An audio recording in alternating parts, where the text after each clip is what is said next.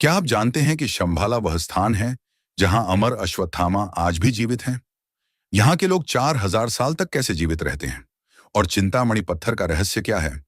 German तानाशाह Hitler इसे किसी भी कीमत पर क्यों खोजना चाहता था? और भगवान विष्णु के 10वें अवतार का जन्म कल के शंभाला में क्यों होगा? शंभाला के लोगों को समय यात्रा और टेलीपैथी जैसी अद्भुत तकनीकों का उपयोग कैसे करना आता था? यह सवाल सदियों से मानव जाति को उलझन में डालता रहा है। इन सभी सवालों के जवाब और शंभाला के अनसुलझे रहस्यों से जुड़ी अन्य कहानियां आपको इस डॉक्यूमेंट्री में मिलेंगी। तो चलिए इन रहस्यों से पर्दा उठाते हैं और पता लगाते हैं कि क्या शंभाला का ज्ञान और शक्तियां आज भी मौजूद हैं। वर्ष 2013 में शोधकर्ताओं की एक टीम तिब्बत पहुंची, जहां उन्होंने इतिहास और पुरातात्विक अवशेषों की जांच शुरू की। इस दौरान उनका ध्यान गुजरात साम्राज्य नामक एक भूले बिसरे साम्राज्य पर गया। इस साम्राज्य में करीब 1 मिलियन लोग रहते थे। लेकिन रातों रात क्या हुआ कि ये 10 लाख लोग बिना कोई निशान छोड़े गायब हो गए, जैसे कि वे कभी थे ही नहीं। विज्ञान के लिए यह घटना सदियों से पहेली बनी हुई है, लेकिन कुछ कहानियां इस रहस्यमयी घटना को एलियंस से जोड़ती हैं। यह साम्राज्य 13वीं शताब्दी में बर्फ से ढके बंजर स्थान पर बसा था, जहां किसी के बचने की उम्मीद नहीं थी। लेकिन समय बीतता गया और 15वीं शताब्दी तक यह स्थान धन संपदा से भर गया। जिस राज्य में 10,000 लोग भी नहीं होने चाहिए थे, वहां 1 मिलियन लोग खुशी खुशी रह रहे थे। जब दूसरे साम्राज्यों के सम्राटों ने गुजरात के राजा से पूछा कि उन्होंने इतना अद्भुत और समृद्ध साम्राज्य कैसे बनाया, तो गुजरात साम्राज्य के लोगों ने हमेशा इसका श्रेय शंभाला शहर को दिया। मुझे कहना पड़ा कि हम जो कुछ भी हैं, वह शंभाला शहर के लोगों की वजह से है।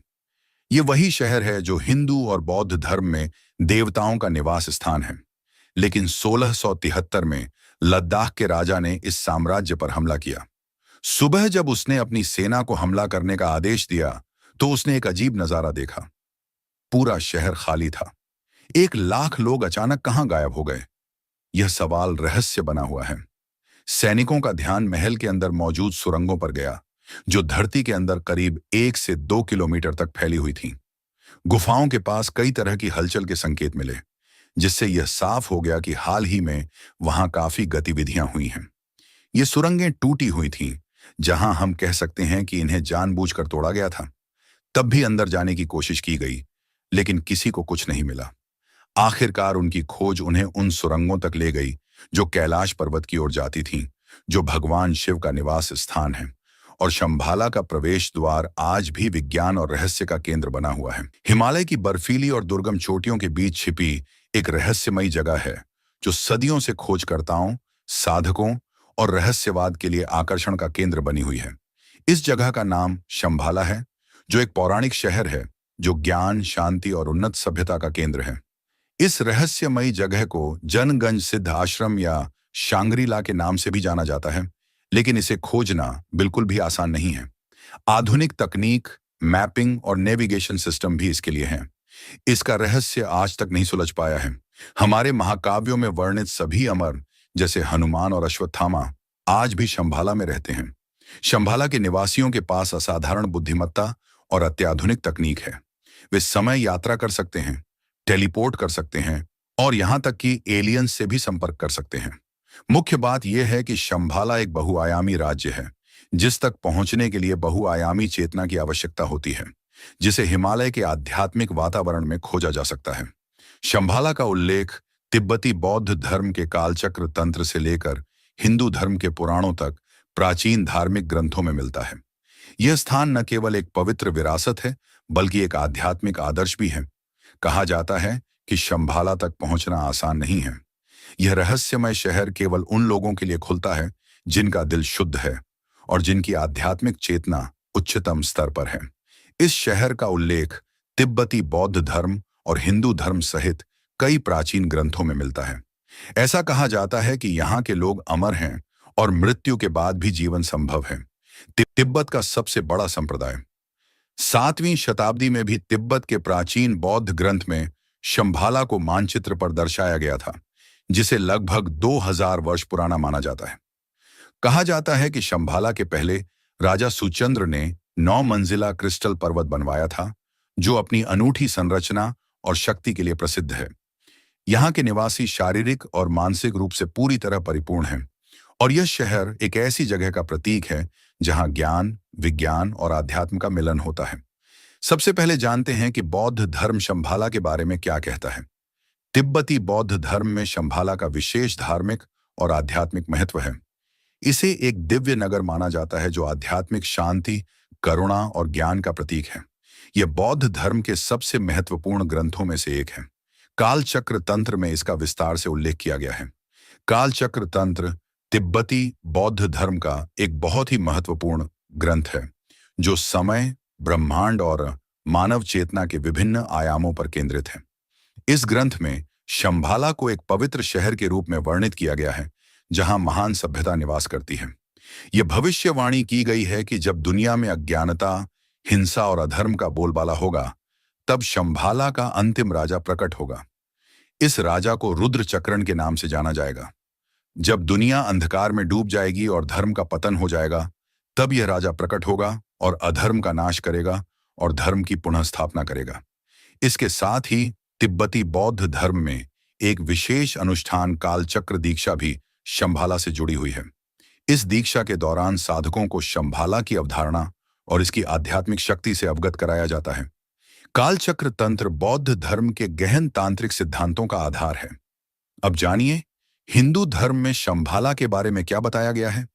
हिंदू धर्म में शंभाला का गहरा धार्मिक और आध्यात्मिक महत्व है।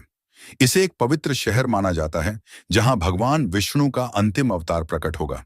श्रीमद् भागवत पुराण, विष्णु पुराण, महाभारत, मत्स्य पुराण और कल की पुराण में जगत के रक्षक भगवान विष्णु के 10वें अवतार कालका के प्रकट होने का उल्लेख है। ऐसा माना जाता है कि शंभाला में कालका अवतार का जन्म होगा और वह राक्षस काली का वध करके बुराइयों का अंत करेंगे, जिससे सत्य युग या कालका युग की शुरुआत होगी। धार्मिक ग्रंथों के अनुसार कलयुग की अवधि 32,000 वर्ष है और इसका पहला चरण चल रहा है।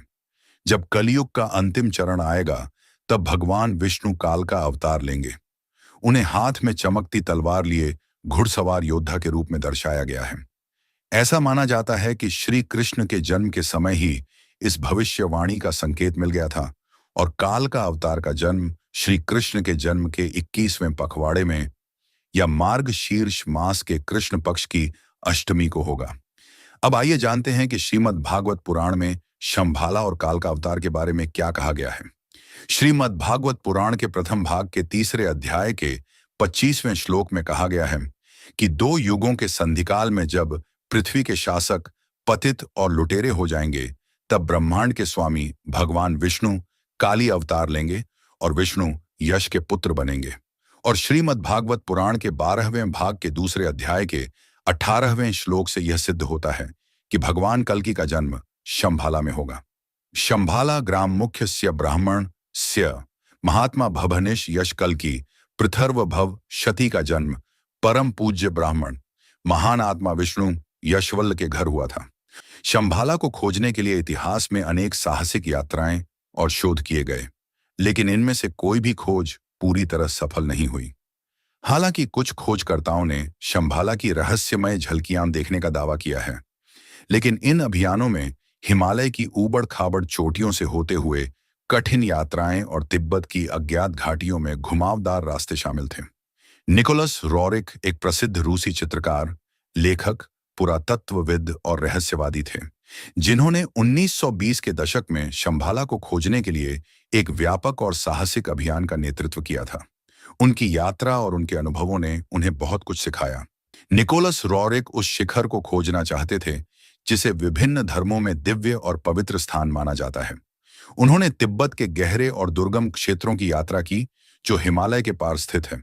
यह अभियान तिब्बत की कठिन और रहस्यमयी घाटियों और पहाड़ों से होकर गुजरा। निकोलस रोरिक रॉय चोटी, ये एक ऐसी वास्तविकता है जो हमसे कहीं अधिक गहराई में छिपी हुई है। जब मैं हिमालय की घाटियों और ऊंचाइयों से गुजरते हुए तिब्बत के दुर्गम पहाड़ों पर जाता हूं, तो मुझे एहसास होता है कि इस शहर का रहस्य केवल भौतिक रूप में ही नहीं है, बल्कि यह एक आध्यात्मिक मार्ग है। 5 अगस्त 1927 का दिन, जब मैंने एक अंडाकार आकार की वस्तु को आसमान में उड़ते देखा, वह मेरे जीवन का एक ऐसा क्षण था जिसने मेरे सभी संदेहों को दूर कर दिया। मुझे लगा कि मैं शंभाला की एक झलक देख रहा हूं। शंभाला को खोजना आसान नहीं है। यह केवल उन लोगों के लिए खुलता है जिनका दिल शुद्ध है और जिनकी चेतना आध्यात्मिक रूप से विकसित हुई है। यह शहर ज्ञान, शांति और उन्नत सभ्यता का प्रतीक है जो आने वाले समय में मानवता का मार्गदर्शन करेगा। डायरी है। हिंदू धर्म और बौद्ध धर्म में दिव्य इच्छा पूर्ति स्थल, इसे एक रत्न माना जाता है और इसे अपार शक्तियों और आध्यात्मिक जागरूकता का प्रतीक कहा जाता है। निकोलस रॉय का मानना था कि यह पत्थर शंभाला के रहस्यों को उजागर करने में महत्वपूर्ण भूमिका निभा सकता है। उन्होंने अपनी यात्रा में कई रहस्यमय घटनाओं का अनुभव किया और लिखा कि चिंतामणि पत्थर असाधारण शक्तियों से भरा है जो मानवता के विकास में मदद कर सकता है। अब बात करते हैं एक रहस्यमयी झील की जो मानव कंकालों से भरी पड़ी है। उत्तराखंड के चमोली जिले में स्थित रूपकुंड झील को कंकालों की झील भी कहा जाता है। यह समुद्र तल से 165 फीट की ऊंचाई पर स्थित है। इस झील में मछलियों और जानवरों की जगह इंसानों के कंकाल बिखरे पड़े मिलते हैं। यह झील तिब्बत की सीमा से करीब 65 किलोमीटर दूर है और पर्यटकों के लिए आकर्षक लेकिन डरावना नजारा पेश करती है। रूपकुंड झील में दशकों से 800 से ज्यादा मानव कंकाल पड़े हैं। वैज्ञानिक लंबे समय से यह समझने की कोशिश कर रहे हैं कि ये लोग किस आपदा का शिकार हुए। 2019 में किए गए डीएनए सैंपलिंग से पता चला कि ये सभी लोग एक ही समय में नहीं बल्कि करीब 1000 साल की अवधि में अलग अलग समय पर मारे गए थे। कुछ कंकालों की खोपड़ी की हड्डियां टूटी हुई थीं, जिससे सवाल उठता है कि क्या उनकी हत्या की गई थी। हाल ही में हुए डीएनए परीक्षण से यह भी पता चला कि इनमें कुछ दक्षिण एशियाई, चीनी और कोरियाई लोगों के अवशेष भी शामिल हैं। यह और भी आश्चर्यजनक है कि ये लोग वहां कैसे पहुंचे। कुछ मान्यताओं के अनुसार ऐसा माना जाता है कि अगर शंभाला के रक्षक मानव हैं और रहस्यमयी शंभाला शहर कैलाश पर्वत के पास है, तो संभव है कि यति मानव ने इन तीर्थ यात्रियों को पकड़कर उनकी हत्या कर दी हो और उन्हें रूपकुंड झील में फेंक दिया हो। क्या ये कंकाल उनसे संबंधित हैं? ये उन तीर्थ यात्रियों की कहानियां हैं जो शंभाला की खोज में आए और यति का शिकार बन गए। हालांकि यति के अस्तित्व का कोई ठोस सबूत अभी तक नहीं मिला है, लेकिन तिब्बत में कई लोगों ने इसे देखने का दावा किया है। अब आइए जानते हैं कि एक और रूसी दार्शनिक हेलेना ब्लावात्स्की ने शंभाला के बारे में क्या शोध किया है। हेलेना ब्लावात्स्की एक प्रसिद्ध रूसी रहस्यवादी दार्शनिक और थियोसॉफिकल सोसाइटी की सह संस्थापक थीं। उन्होंने अपने जीवन काल में कई प्राचीन धर्मों, दार्शनिक परंपराओं और रहस्यमय ज्ञान का पता लगाया। शंभाला पर उनका अन्वेषण और शोध थियोसॉफिकल सिद्धांतों में एक महत्वपूर्ण स्थान रखता है और यह एक रहस्यमय और आध्यात्मिक दृष्टिकोण से गहराई से जुड़ा हुआ है। हेलेना ब्लावात्स्की अपने अनुभवों का वर्णन करते हुए कहती हैं कि शंभाला कोई साधारण जगह नहीं है। यह एक आध्यात्मिक स्वप्न लोक है जहां उच्च आत्माएं निवास करती हैं। यह शहर अदृश्य रूप से हमारा मार्गदर्शन करता है और केवल उन्हीं के लिए प्रकट होता है। गुप्त सिद्धांत ब्लावात्स्की का सबसे प्रसिद्ध और गहन कार्य है, जिसमें उन्होंने गुप्त आध्यात्मिक शिक्षाओं से निपटा और चर्चा की। इस पुस्तक में उन्होंने शंभाला को एक दिव्य नगर के रूप में प्रस्तुत किया है, जहां से मानवता को उच्च ज्ञान और मार्गदर्शन प्राप्त होता है। उन्होंने शंभाला के महात्माओं का भी उल्लेख किया है, जो गुप्त रूप से मानवता की सहायता करते हैं। 1930 के दशक के अंत में एक खोज शुरू हुई, जिसने शंभाला के रहस्य को और गहरा कर दिया। इस बार खोज किसी साधारण व्यक्ति या खोजकर्ता द्वारा नहीं, बल्कि हिटलर द्वारा की गई थी।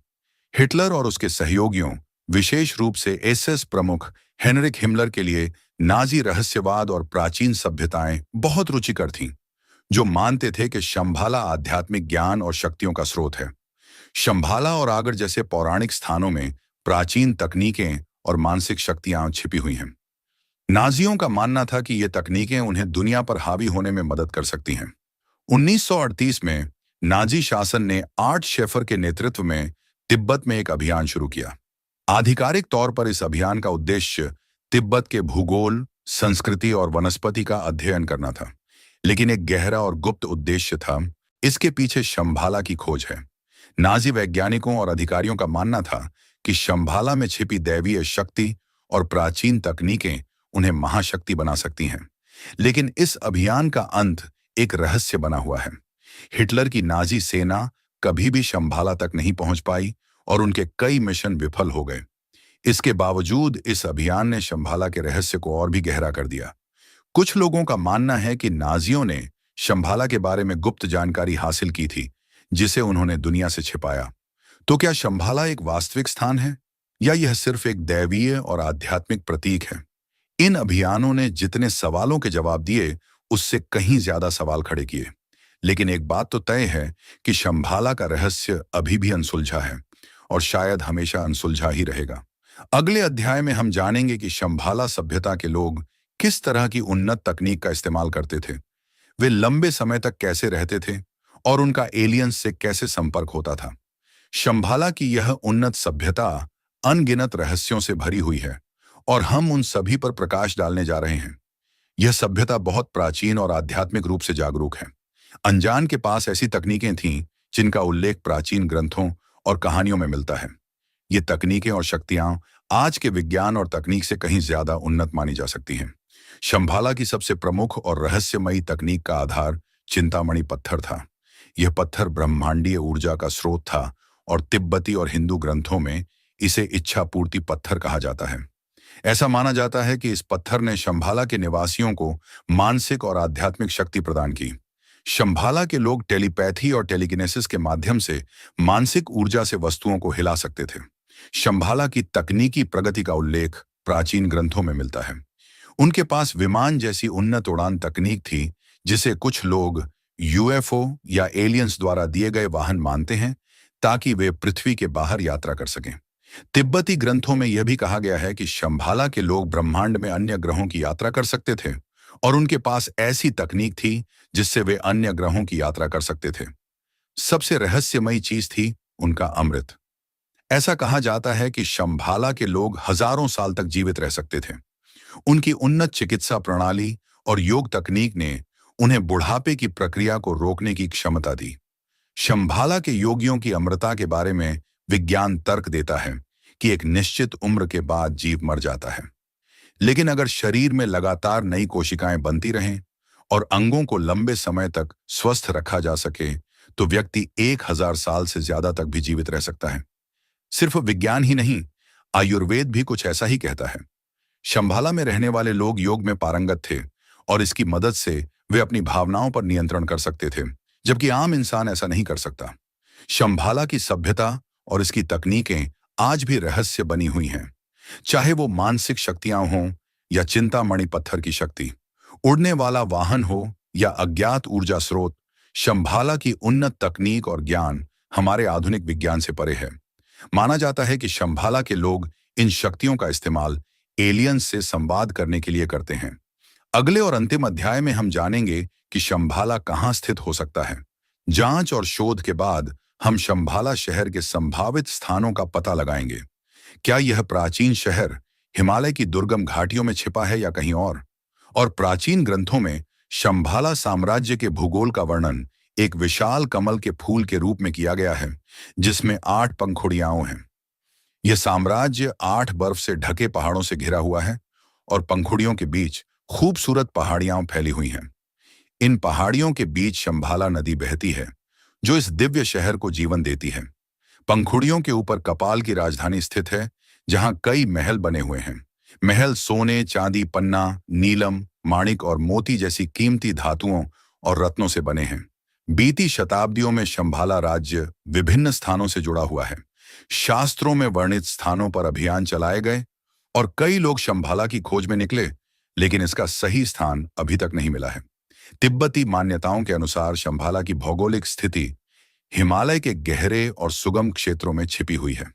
कई विद्वानों का मानना है कि यह पवित्र स्थान कैलाश पर्वत के पश्चिम में स्थित है, जो अपने आप में एक रहस्यमय और पवित्र स्थान के रूप में जाना जाता है। ऐसा माना जाता है कि शंभाला की भौगोलिक स्थिति इतनी सुरक्षित और छिपी हुई है कि इसे केवल आध्यात्मिक जागरूकता और शुद्ध हृदय वाले लोग ही पा सकते हैं। हालांकि इसके भौतिक स्थान के बारे में कई विवाद और सिद्धांत सामने आए हैं। शंभाला की भौगोलिक स्थिति का रहस्य अभी भी बना हुआ है। यह रहस्य अनसुलझा है। शायद यह आपको हमेशा हमारी सीमाओं से परे अज्ञात दुनिया की खोज करने के लिए प्रेरित करेगा। तो दोस्तों, यह था शंभाला नगरी का रहस्य। आपको यह डॉक्यूमेंट्री कैसी लगी? हमें लाइक और कमेंट करके जरूर बताएं, क्योंकि आपके विचार हमारे लिए बहुत महत्वपूर्ण हैं। और अगर आप हमारे विचारों को जानना चाहते हैं तो हमारे साथ बने रहें। अगर आपको ऐसी कोई जानकारी चाहिए तो चैनल को सब्सक्राइब करें और बेल आइकन दबाना न भूलें। मिलते हैं एक और नई डॉक्यूमेंट्री के साथ। तब तक के लिए शुक्रिया।